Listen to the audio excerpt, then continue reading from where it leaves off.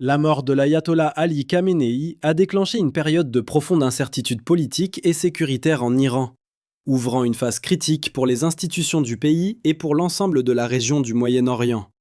Selon des informations diffusées par des responsables iraniens et relayées notamment par l'agence Reuters, la disparition du guide religieux a immédiatement entraîné l'activation d'un mécanisme prévu par la constitution iranienne. Conformément à ce dispositif, un conseil provisoire de 3 personnes est chargé d'assurer temporairement la direction de l'État jusqu'à la désignation d'un nouveau guide suprême. Le 1er mars, le porte-parole du comité, Mohsen Denis, a annoncé sur les réseaux sociaux la nomination du religieux conservateur Ali Reza Arafi pour siéger dans ce conseil. L'organe provisoire comprend, selon la Constitution, le président de la République, le chef du pouvoir judiciaire et un religieux issu du Conseil des gardiens de la Constitution. Cette structure est censée garantir la continuité du pouvoir pendant la transition. Toutefois, les événements sur le terrain montrent que les autorités peinent à contenir les tensions qui se multiplient dans plusieurs régions du pays.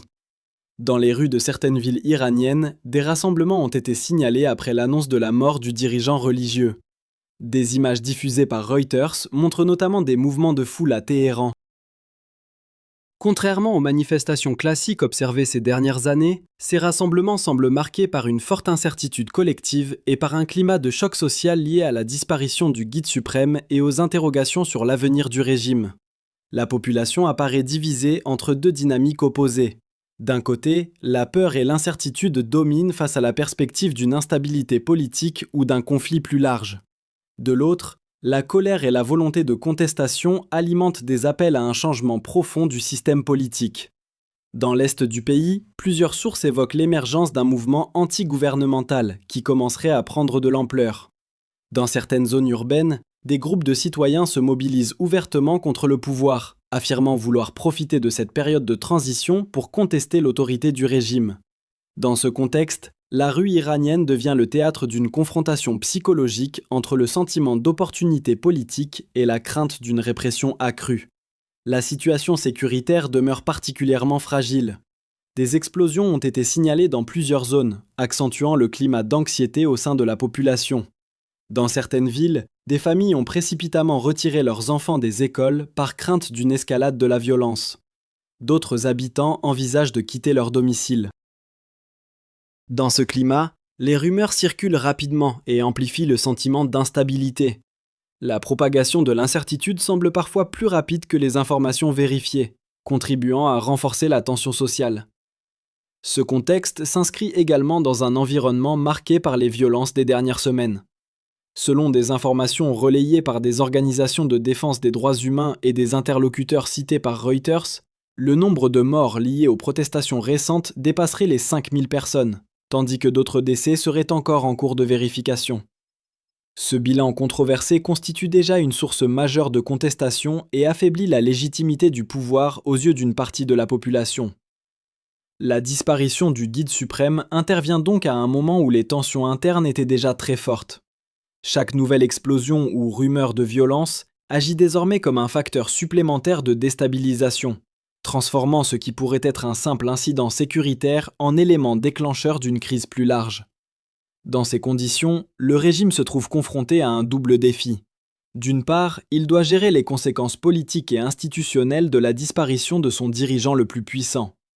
D'autre part, il doit contenir une contestation sociale qui risque de s'intensifier dans un climat d'incertitude généralisée. À cette pression intérieure s'ajoute une dimension internationale.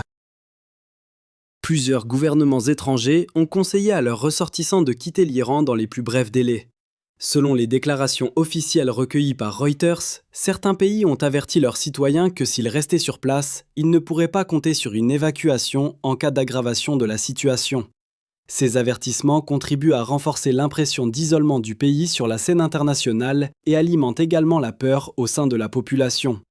Dans ce contexte particulièrement tendu, les autorités iraniennes se trouvent confrontées à une situation que certains analystes décrivent comme un équilibre extrêmement fragile.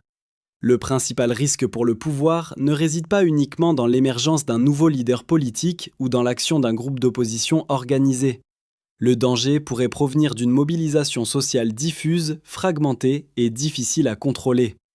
Lorsque l'appareil de sécurité est placé en état d'alerte maximale, la moindre étincelle peut être interprétée comme une menace existentielle. Cette logique peut conduire à des interventions plus dures contre les manifestants. Or, si une répression sévère peut temporairement disperser les rassemblements, elle risque également d'alimenter davantage la colère populaire à moyen terme. Ainsi, la situation actuelle en Iran apparaît comme une combinaison instable de tensions politiques, sociales et sécuritaires.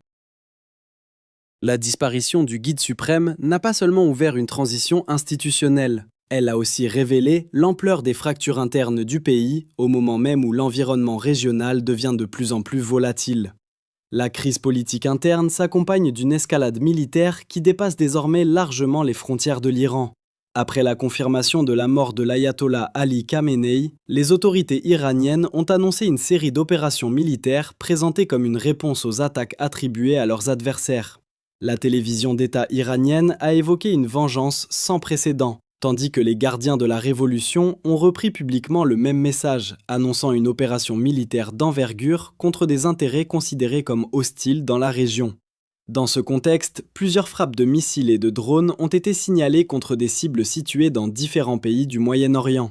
Selon des informations relayées par des médias iraniens, les attaques ont visé notamment le Qatar, Bahreïn, Israël, le Koweït et les Émirats arabes unis. Les premières estimations font état d'une offensive massive menée dans les premières 24 heures suivant le début de l'opération. D'après ces données, environ 140 missiles et 200 drones auraient été lancés vers les Émirats arabes unis. 66 missiles auraient été tirés en direction du Qatar, 45 missiles et 9 drones vers Bahreïn et environ 130 missiles vers Israël. Ces frappes ont provoqué des explosions dans plusieurs villes de la région. À Doha, au Qatar, des détonations ont été entendues dans différents quartiers de la capitale. Aux Émirats arabes unis, la ville de Dubaï a également été touchée. Des images circulant sur les réseaux sociaux et relayées par des médias internationaux montrent des impacts dans des zones urbaines, notamment à proximité d'hôtels, d'immeubles d'habitation et d'infrastructures civiles.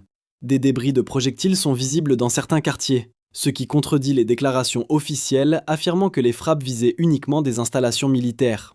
Les premières informations disponibles indiquent que des civils figurent parmi les victimes. Dans les premières 24 heures suivant les attaques, des dizaines de personnes auraient été tuées ou blessées aux Émirats arabes unis. Les autorités locales poursuivent l'évaluation des dégâts et le bilan humain pourrait évoluer à mesure que les opérations de secours se poursuivent.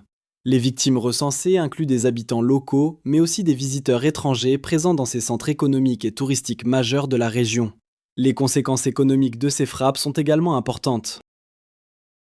À Dubaï, l'aéroport international, considéré comme l'un des plus fréquentés au monde, a dû interrompre ses activités pendant plus d'une journée.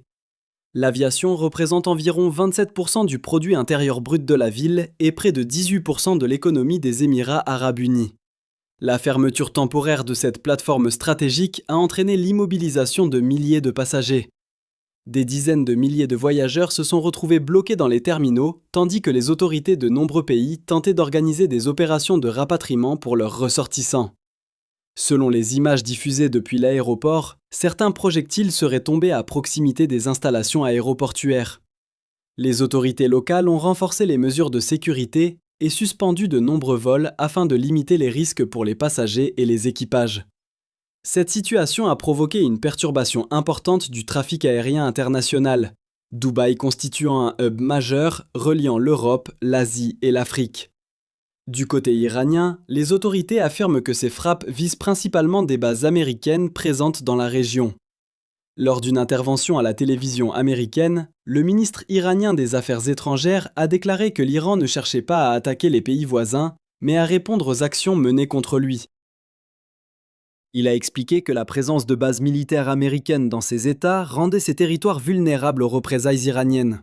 Selon lui, l'Iran ne pouvait pas rester sans réaction face aux attaques visant ses intérêts.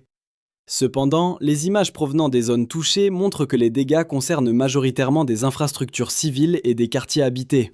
Des immeubles résidentiels, des hôtels et des installations publiques ont été endommagés. Les autorités locales et plusieurs observateurs estiment que les objectifs militaires étaient fortement protégés, ce qui pourrait expliquer pourquoi les frappes ont provoqué des dommages importants dans les zones urbaines. La situation régionale reste extrêmement tendue. Dans plusieurs pays, les représentations diplomatiques américaines font face à des manifestations organisées par des groupes pro-iraniens. À Bagdad, en Irak, des manifestants ont tenté de se rapprocher de la zone sécurisée où se trouve l'ambassade des États-Unis. Au Liban, des groupes armés ont également été signalés à proximité de la représentation diplomatique américaine. Ces événements ont conduit Washington à renforcer les mesures de sécurité autour de ces installations. Les autorités américaines avaient anticipé cette montée des tensions. Une partie du personnel diplomatique présent dans certaines ambassades de la région, notamment au Liban, avait été évacuée avant le début de l'opération militaire. Des forces navales américaines ont également été déployées pour assurer la protection des installations diplomatiques et du personnel restant. Dans l'ensemble de la région, les gouvernements surveillent désormais l'évolution de la situation avec une attention particulière. Les attaques et les ripostes successives alimentent la crainte d'une extension du conflit à un nombre croissant de pays du Moyen-Orient. Les dirigeants régionaux redoutent qu'une spirale d'escalade militaire transforme cette crise en confrontation plus large impliquant plusieurs États. Au-delà des frappes militaires et des tensions immédiates, la crise actuelle transforme progressivement l'équilibre politique et diplomatique de l'ensemble du Moyen-Orient. Les attaques menées par l'Iran contre plusieurs pays de la région ont suscité de nombreuses réactions officielles et modifient les relations entre certains États qui tentaient jusqu'à présent de rester à l'écart du conflit. Plusieurs organisations et gouvernements ont condamné les frappes visant des territoires voisins. La Ligue mondiale musulmane, une importante organisation islamique internationale, a publié une déclaration dénonçant les attaques contre des pays musulmans. Cette prise de position intervient alors que plusieurs États de la région étaient restés prudents dans leur réaction avant l'escalade militaire. Les frappes sur des villes comme Dubaï et Doha ont cependant changé la perception de la crise dans plusieurs capitales. Les Émirats arabes unis et l'Arabie saoudite, deux puissances régionales qui entretenaient ces dernières années des relations complexes, marquées par une rivalité politique et stratégique, semblent désormais se rapprocher face à la situation actuelle. Selon plusieurs déclarations officielles, les deux pays examinent la possibilité de renforcer leur coopération sécuritaire. Cette évolution est particulièrement notable dans la mesure où certains de ces États tentaient auparavant de maintenir une position de neutralité relative vis-à-vis des tensions entre l'Iran, les États-Unis et Israël. Avant le début de l'escalade, l'Arabie saoudite avait par exemple indiqué publiquement qu'elle n'autoriserait pas l'utilisation de son espace aérien par les avions militaires américains pour des opérations dirigées contre l'Iran. Cette position visait à éviter toute implication directe dans une confrontation régionale. Les frappes iraniennes contre plusieurs pays du Golfe modifient cependant ce calcul stratégique. Dans plusieurs capitales de la région, les dirigeants estiment désormais que les attaques pourraient constituer une menace directe pour leurs infrastructures économiques et leur population civile. Cette évolution se traduit également par un rapprochement plus visible entre certains pays du Golfe, les États-Unis et Israël. Plusieurs responsables politiques ont évoqué la nécessité de renforcer la coordination en matière de défense et de sécurité. Certains responsables régionaux ont même évoqué publiquement la question d'un changement de régime en Iran, estimant que les actions actuelles du gouvernement iranien créent une instabilité durable pour l'ensemble du Moyen-Orient. Paradoxalement, la stratégie militaire adoptée par Téhéran pourrait ainsi produire un effet inverse à celui recherché. Selon plusieurs analyses, l'objectif initial de l'Iran serait d'élargir le conflit afin d'exercer une pression sur les alliés régionaux des États-Unis. En frappant des pays qui accueillent des bases militaires américaines ou des infrastructures liées à l'économie internationale, les autorités iraniennes chercheraient à contraindre ces gouvernements à pousser Washington à réduire ses opérations militaires contre l'Iran. Dans cette logique, la pression exercée sur des centres économiques majeurs comme Dubaï ou Doha pourrait théoriquement inciter les États concernés à adopter une position plus prudente vis-à-vis des États-Unis. Toutefois, les premières réactions observées suggèrent plutôt l'effet inverse. Les pays touchés par les frappes semblent se rapprocher davantage des partenaires occidentaux et d'Israël pour renforcer leur sécurité. Pendant ce temps, les autorités iraniennes continuent d'annoncer la poursuite des opérations militaires. Les gardiens de la révolution ont déclaré que les représailles ne faisaient que commencer et qu'elles seraient menées par vagues successives. Les responsables militaires ont évoqué une intensification progressive des frappes, indiquant que chaque phase pourrait être plus sévère que la précédente. Cette perspective alimente les inquiétudes dans toute la région. Les gouvernements et les organisations internationales surveillent attentivement l'évolution de la situation, redoutant une extension du conflit impliquant un nombre croissant d'acteurs. Les infrastructures énergétiques, les routes maritimes et les centres économiques du Golfe pourraient être particulièrement exposés en cas d'escalade prolongée. Parallèlement à la dimension militaire, la crise iranienne continue d'avoir des répercussions directes à l'intérieur du pays. L'incertitude politique liée à la disparition du guide suprême, les tensions sociales et les difficultés économiques créent un environnement instable. Dans les rues de plusieurs villes, la population reste confrontée à une combinaison de peur, de colère et d'attente quant à l'évolution de la situation politique. Pour les autorités iraniennes, le défi consiste désormais à gérer simultanément plusieurs fronts. D'une part, elles doivent maintenir la stabilité interne alors que la contestation sociale demeure active dans certaines régions. D'autre part, elles sont engagées dans une confrontation régionale dont l'issue reste incertaine.